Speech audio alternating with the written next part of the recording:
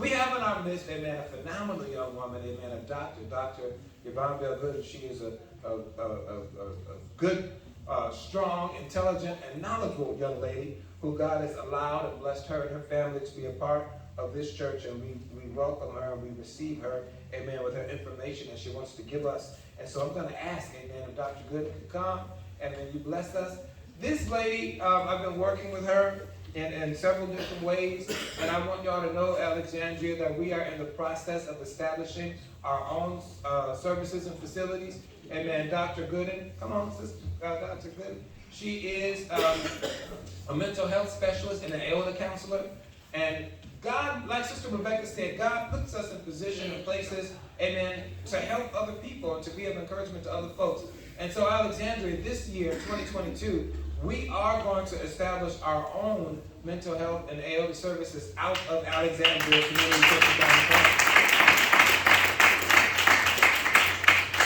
And it is not by coincidence, amen, that a couple of weeks ago, Brother Michael Carruthers asked me to come by his house. He has a transitional living house for women, amen. And he said, what do I need to do to make this work? What do I need to do to get this bigger? And I'm like, boy, God just brought us together. Yeah. And all of the pieces are coming together because we are following the footsteps of the Lord. So let us receive Dr. Gooden as she gives us some very good information on how we can deal with our mental health in such a time as this. And y'all pray for me as I continue to try to remove the word, crazy from my vocabulary. Because she always says, Pastor, you can't be telling people they're crazy. I'm like, well, what else are they other than crazy? They're crazy.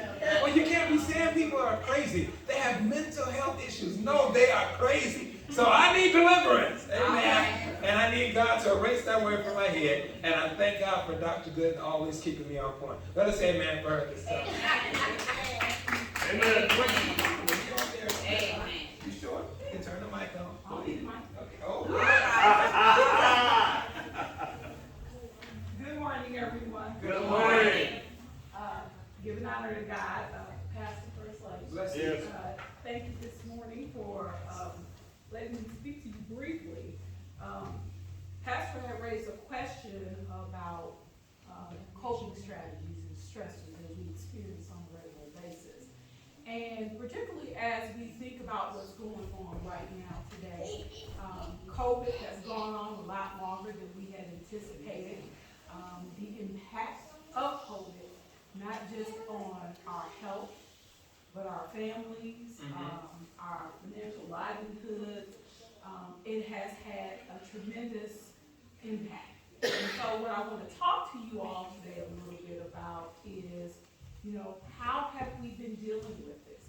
How have we as individuals, families, church family been affected, not only by stressors, but the difference between unhealthy stressors, coping strategies, and healthy coping strategies. All right. So the first thing I want to share with you is, we hear this term coping strategies or coping mechanisms, right?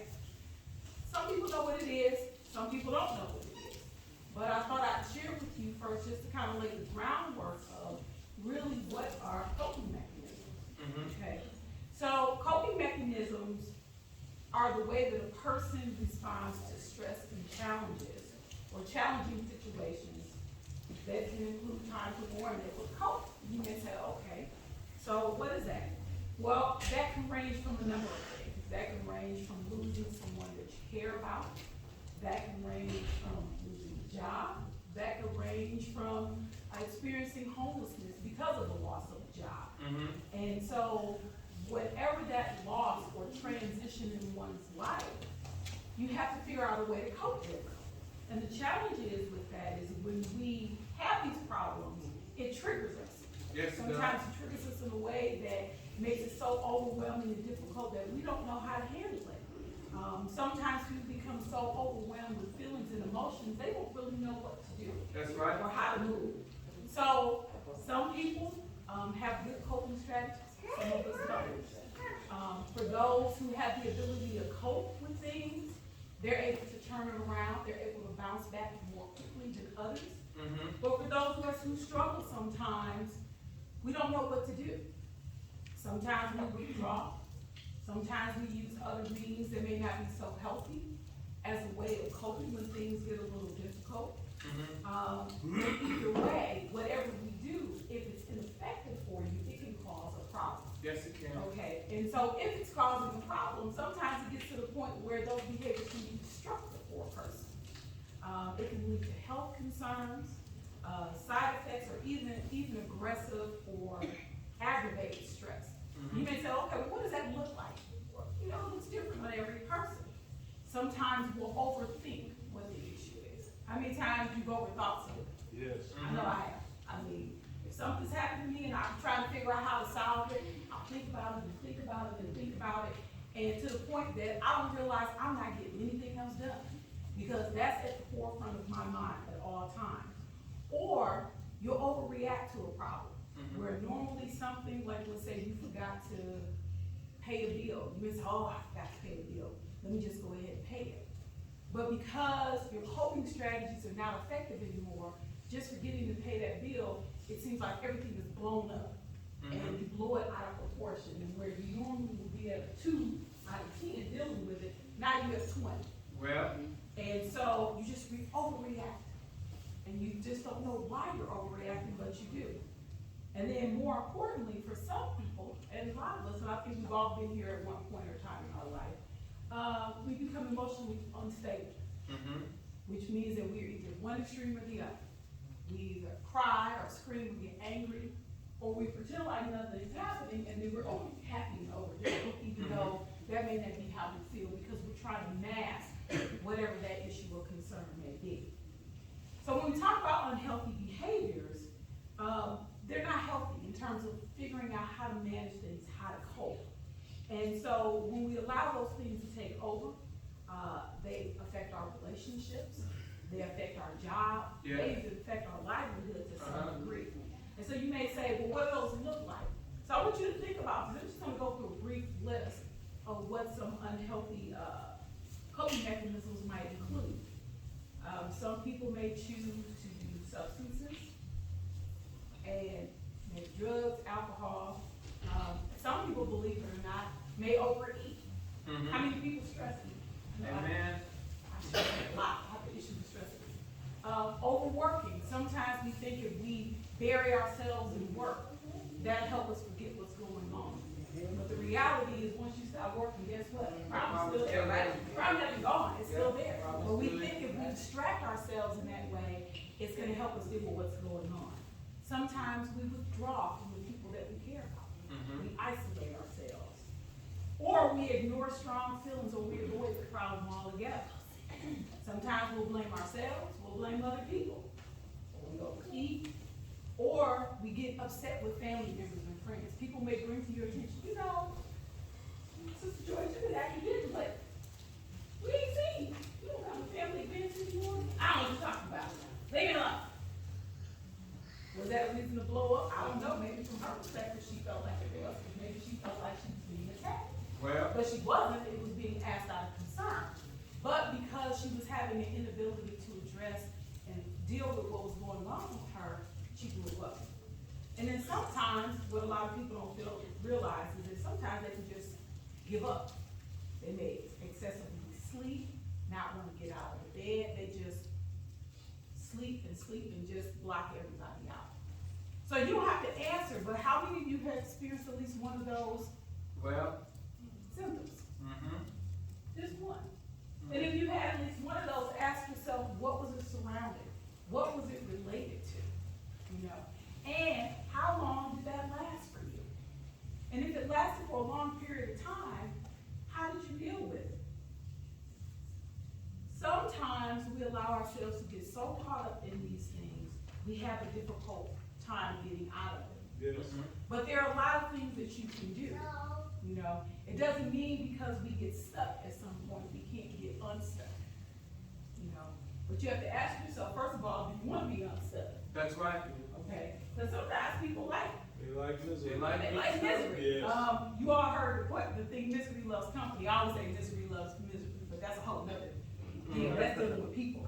We'll talk about that at a different time. But it's a mindset of if you're not in a place that makes you feel good because you're familiar with that place.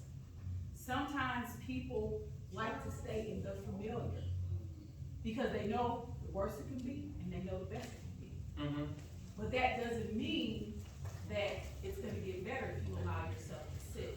Sometimes you have to take a risk. Yes, you do. And go out and do something different to be better, to become healthier. Yes. But the problem with taking risk is there are a lot of things that you don't know. When you don't know certain things, it's scary, right? Mm-hmm. Because it's different. Every day is different. Every opportunity is different. Mm-hmm. And so you have to ask yourself, is where you're sitting, even though you're in a bad place, an uncomfortable place, is it worth staying in that spot, or is it worth stepping out and saying, you know what, I want something better. I want something different. Mm-hmm. I want to be healthy. I want to be happy.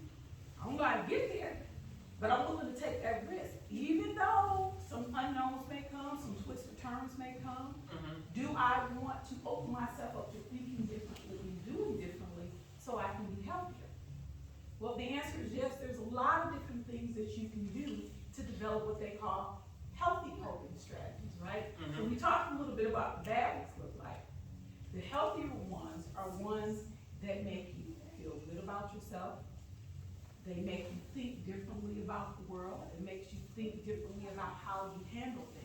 It makes you look at things from a perspective of being hopeful and being able to maneuver in a way that you don't feel hopeless. All right. And different things work for different people. Everything doesn't work the same for everybody. Mm-hmm. Some people do different things. So I'm gonna give you a few things and then I'm gonna stop talking because I've been talking longer than I You all right? anticipated. You all right? The first thing you want to think about is using structural support. So think about people in your lives. Who are the people in your lives who have been most helpful to you? Helpful. Who are the people who have been most encouraging to you? You know, immediately we think family. For some people it is family. But family looks different for all of us, right? That's right. But sometimes your family can be your best friend who grew up with you. As Pastor gave an example earlier today. That could be his best friend. And if that's the person he goes to for encouragement, and that's the person that's going to uplift him, find and identify those positive people in your life. Yes. That's going to give you that support and that feedback to let you know when you're on track and when you're off track. All right. You know, I think sometimes we forget that laughter is so important. Yes, it is. You know, sometimes we get so busy about going on our day-to-day, doing what we need to do, we forget to stop and laugh. Laughter makes a world of difference. Yes, it does. Because as we laugh, what we don't realize is that when we're stressed out, our body holds on to a lot of toxins. Yes, it does.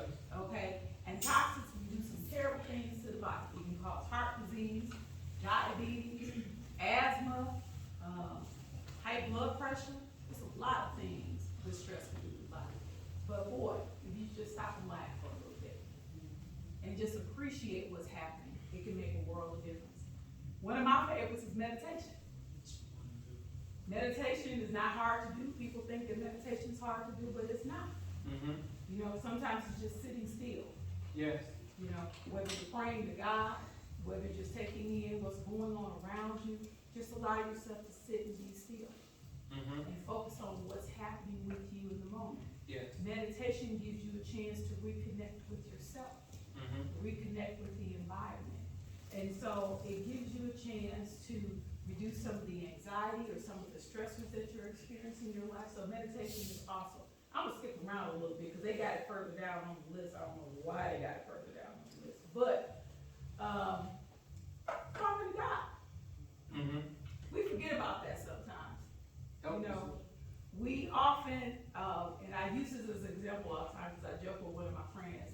And I said, you know, I had an issue and I wanted to call you, but for some reason, you wouldn't pick up the phone.